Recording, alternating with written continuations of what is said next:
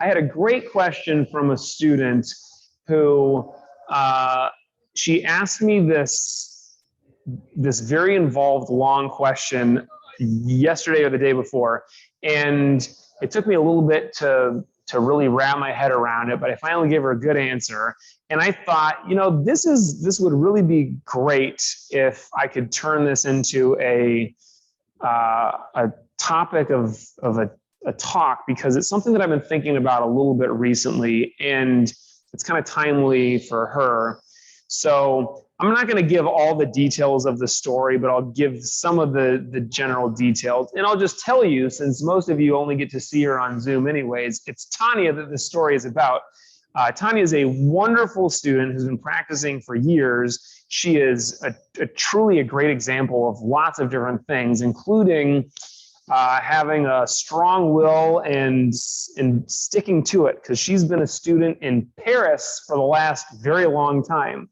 She doesn't get to see us very often in person, but she was telling me a story about life in Paris. And I'm not going to try to generalize this, but her experience was that she was basically exercising, running on a track with one of her kids, and some woman like moving up behind them was just, this is going to be some of my interpretation of the story. She was not having a great day. And so she starts yelling at them and like blasts right in between them and starts insulting them, just yelling and calling them names and all this. And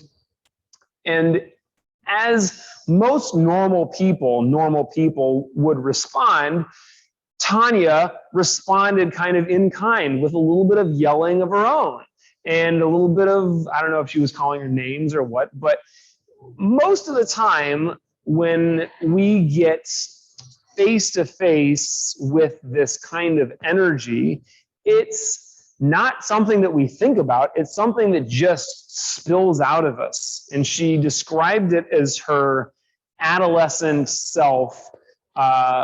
And this is like what happens. Our buttons get pushed and we get sent back to childhood, when the only way we knew how to deal with something was to yell back or to insult somebody. That's for some of us. For others of us, to just, shy away and kind of turn into a little ball. But it's not a very sophisticated kind of mindful way of dealing with it.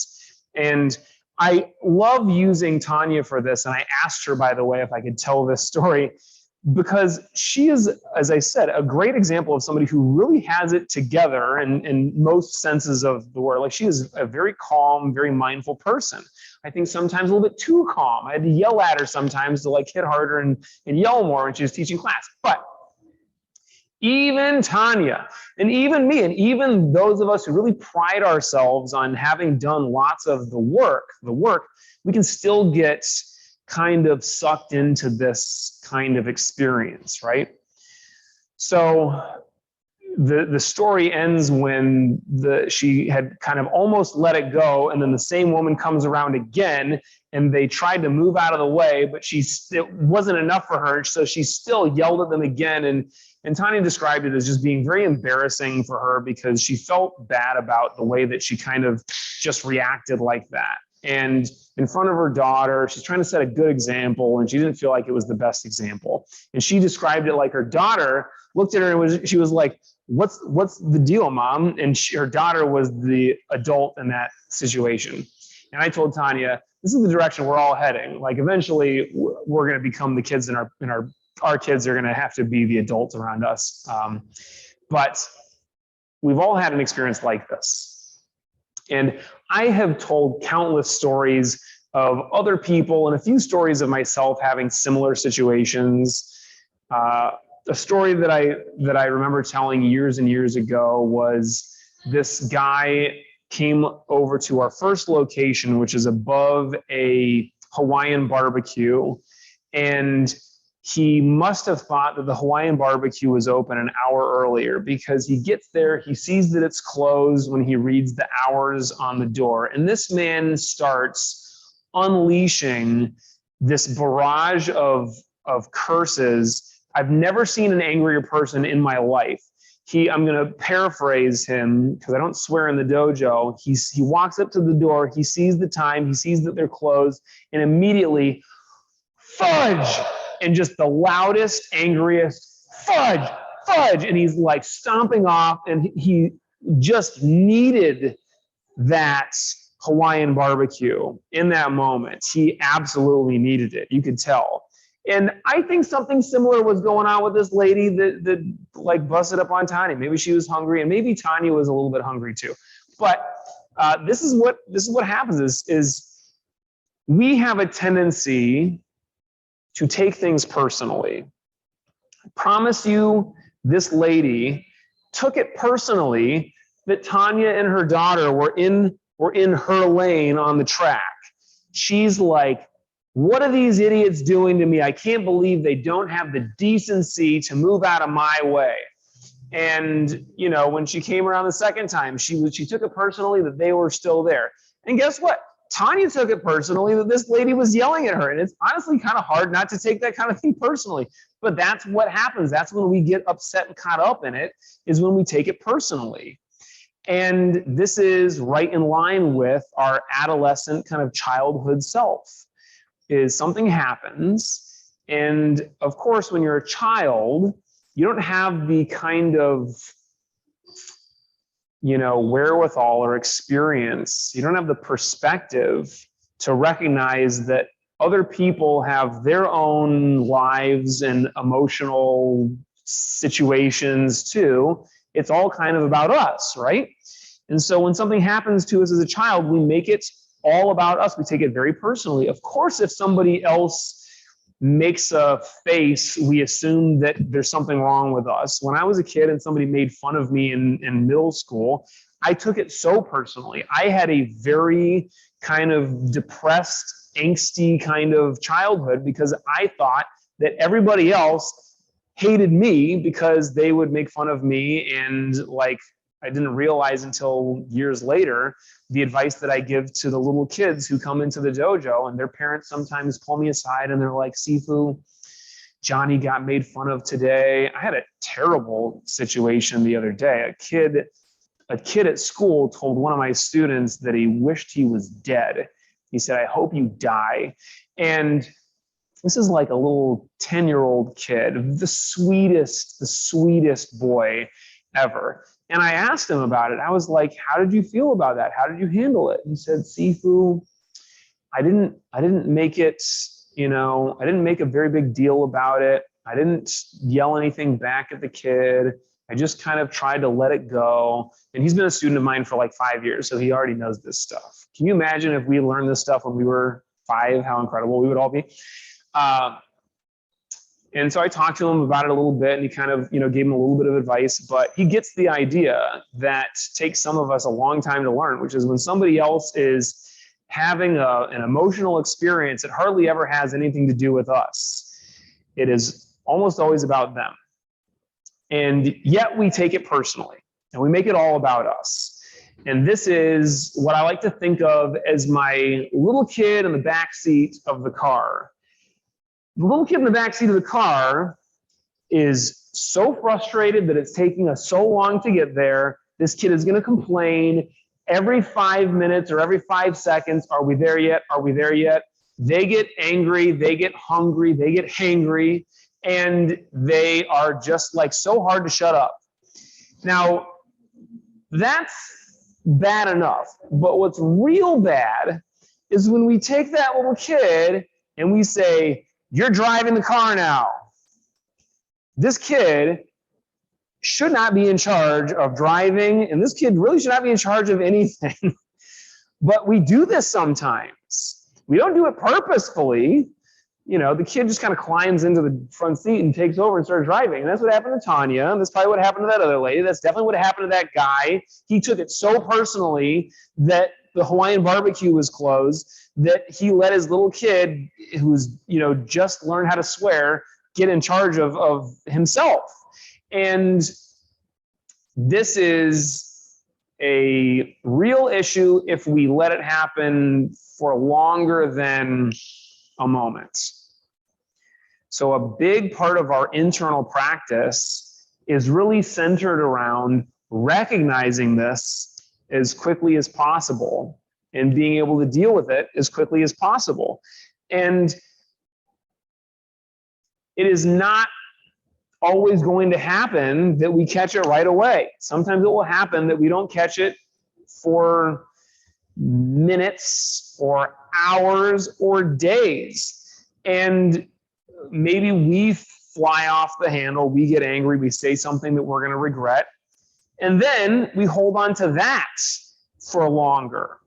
And it's like we're embarrassed of the thing that our kid did, but we kind of we have a hard time letting it go because we don't see it as the little kid, we see it as us. And of course, the kid is a part of us. This is our self that needs a little bit of like hand holding and a little bit of soothing sometimes. You can think of it as your ego, you can think of it as your small self.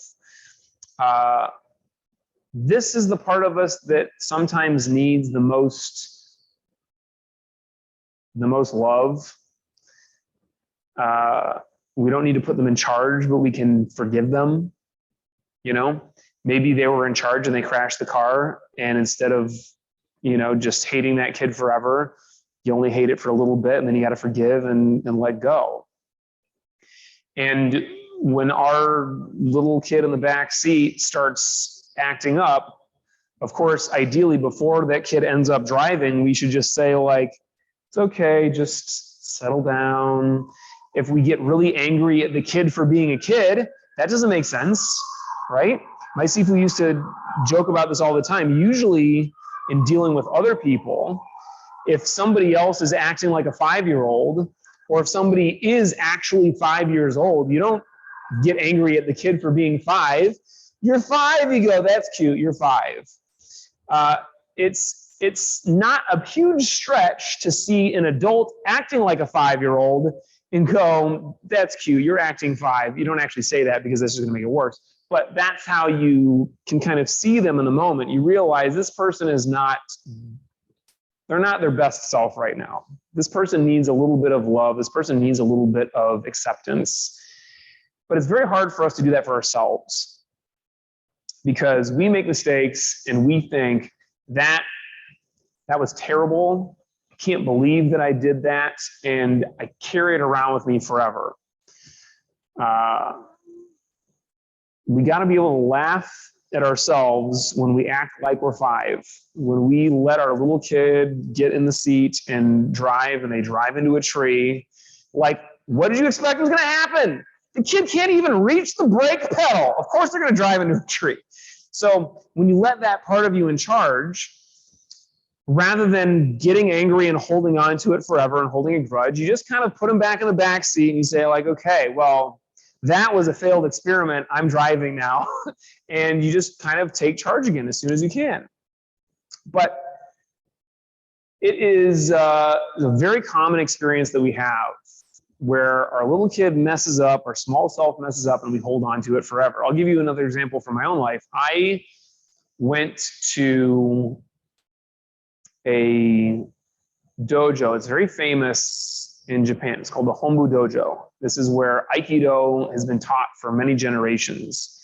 Ueshiba Sensei, we have a picture of him up in the dojo. He's one of the best martial artists of all time, prolific writer, and had a great philosophy very similar to ours. We take some of our philosophy from Aikido, and he created this beautiful dojo, this wonderful kind of mecca where people travel from all over the world to come and practice at. And it had been a dream of mine for years. I heard my Sifu talking about his time practicing there, and I thought, I'm going to go to Japan one day and practice at the Hombu Dojo. And I did. I went there and I visited, and I was amazed by the school, the size of the school. They have, I think, 5 stories, and each story has a section of mats that is about twice as big as this section. And every section is full of students the entire time. And I counted the shoes that were in the lobby of the Hombu Dojo. They had 200 students there. at one time on a Wednesday afternoon, in the middle of the day, 200 students there just randomly. They had so many people there that they had people putting their shoes on the ground in front of the shoe racks. And I walked in the first time and I had a conversation with the person who was at the front desk, like their version of Ms. Zelda. And I told them, like, I have a little bit of experience. What class do you think I should do? And the guy asked me very politely, because this is the kind of culture in Japan. They don't like to say, no, you can't practice like in the advanced class. They said, well, why don't you watch the class and then you can tell us if you think you can do it or not. And so I said, okay, that sounds great. So I went upstairs and I watched the class and I saw them doing some techniques that were very similar to things that I had done before. I knew for sure that I could fall well because I'd been doing that for many years. And I thought, even if I kind of suck at the techniques, I'll at least be able to fall. I won't be a bad partner. I won't ruin the experience for anybody else. And that's the bottom bar that I try to set for myself. And so I told the gentleman at the bottom, I said, I think I can handle that class. And so he said, okay.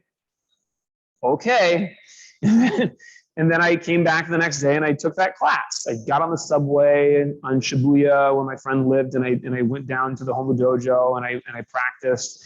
And my first experience, I wore my white gi, but it wasn't an Aikido gi, it was a judo gi. So I think some people looked at me like, who's this judo trash coming in here, like trying to do, because it's kind of a different, very different philosophy.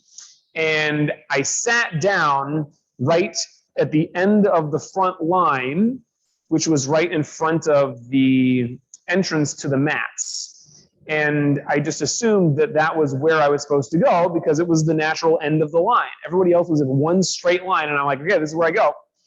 And then the teacher came out and kind of gently reprimanded me in broken English. He's like, don't sit there, that's the entrance. And so I went to the back and I felt kind of embarrassed by that. I thought, boy, not leaving a great first impression at this place that I've been wanting to practice at for my whole martial arts career.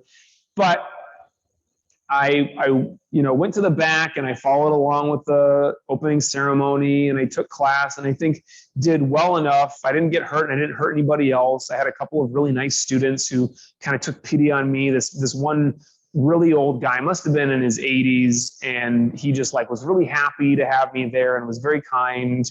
And it was a really incredible situation because the mats were filled with people in their 80s. Everybody was like super old, but all falling really well, like falling better than me.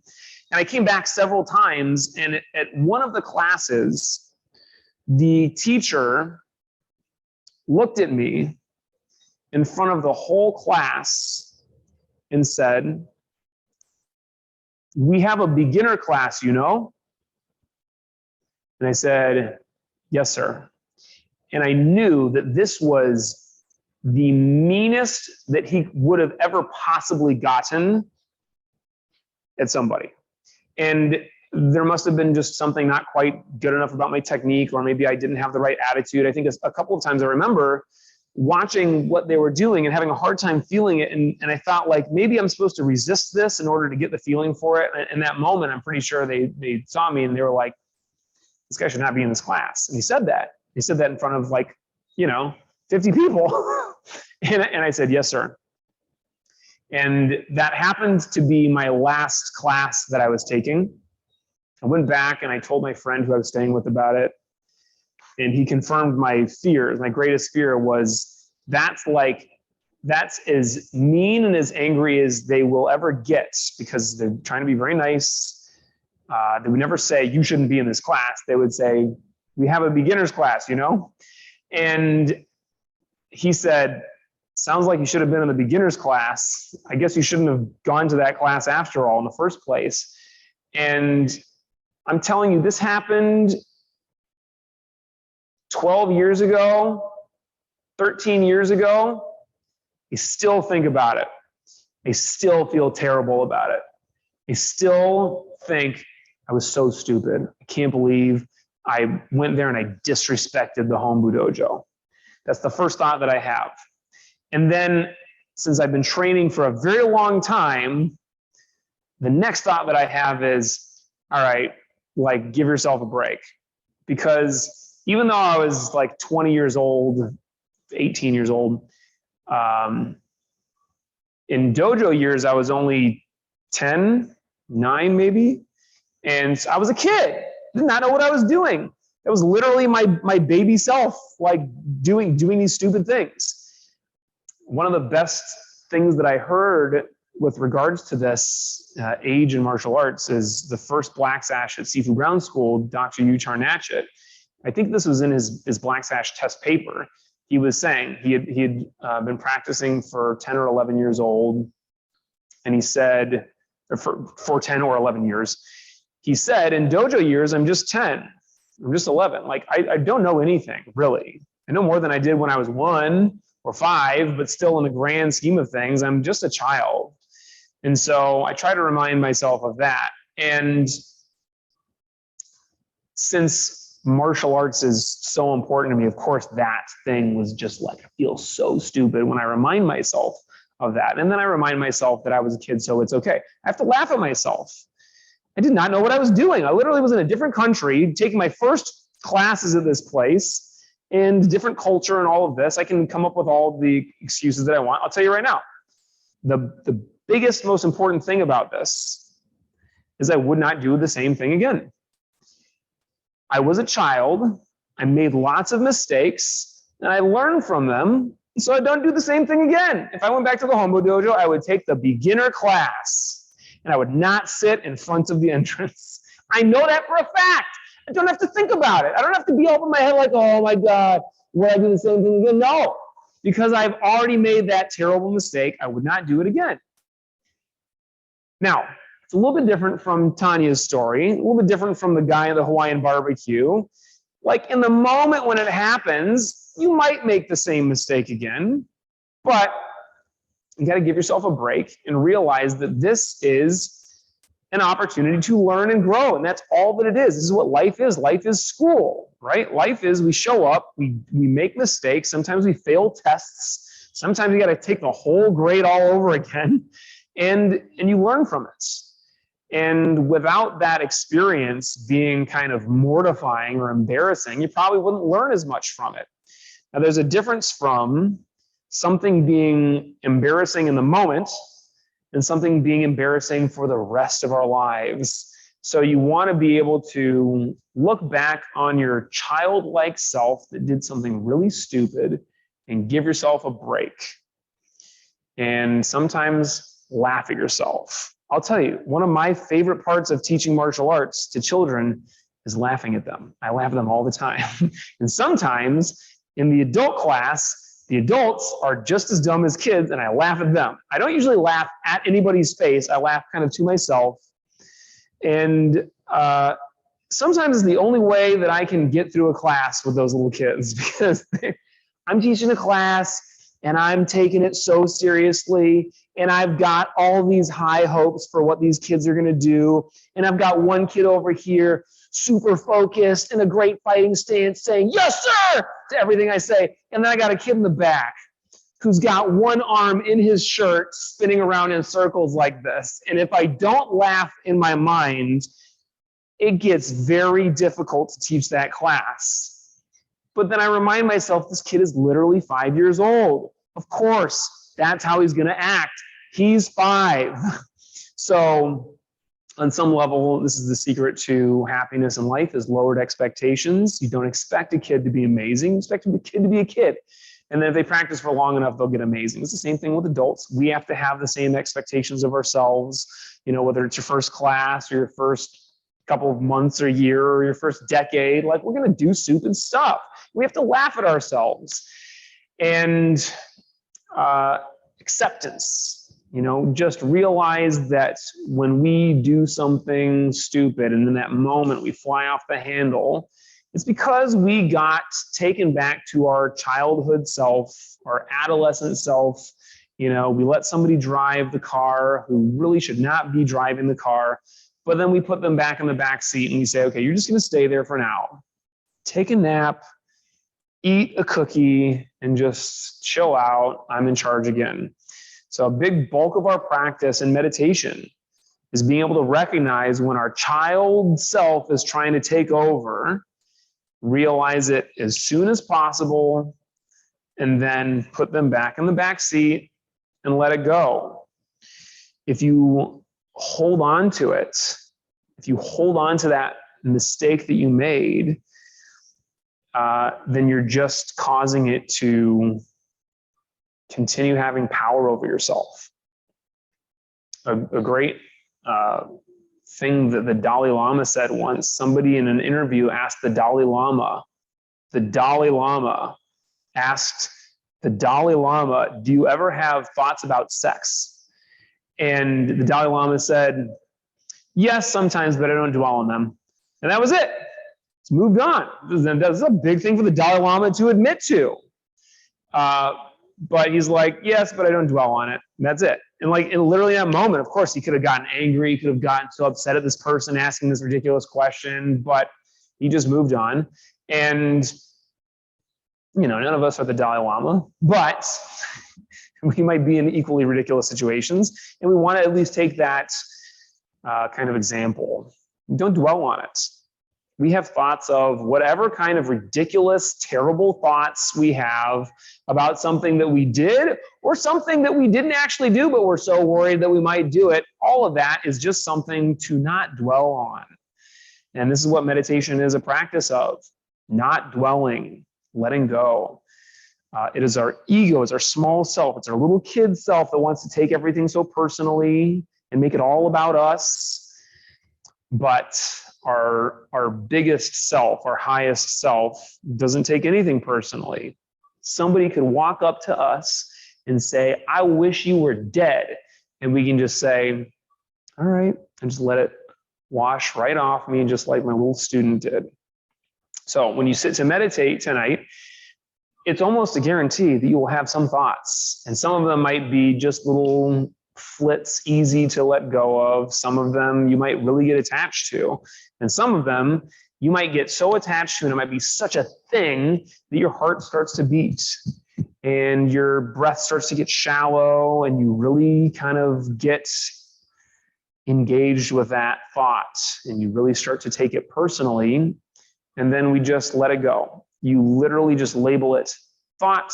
There's no judgment, no self-judgment, no resistance. It's just something that you recognize and you just invite out the back door into the back seat because our highest self is driving now. Sit comfortably. So, quick review of posture. I like to sit in Seiza, but you can sit cross-legged as well. Just make sure that your knees are not sticking up past your hips. Your spine is straight. This is something we've been talking about a lot this week. So your hands are here, upturned at the point between your hips and your abdomen. You can have your hands together or separate, but you want your shoulders rolled back, your chin parallel to the ground. So your spine is pretty solidly straight, but not tense and rigid. Your chin is parallel so that you're not looking down or up. Just a nice neutral position for your spine. Close eyes. Your eyes are gently raised up to the point between the eyebrows. This should help you to not fall asleep, and it associates our position with a higher raised consciousness. From here, relax and watch the breath. Let go of all thoughts, worries, and cares. Be here now. When your mind wanders, bring it gently back to the breath.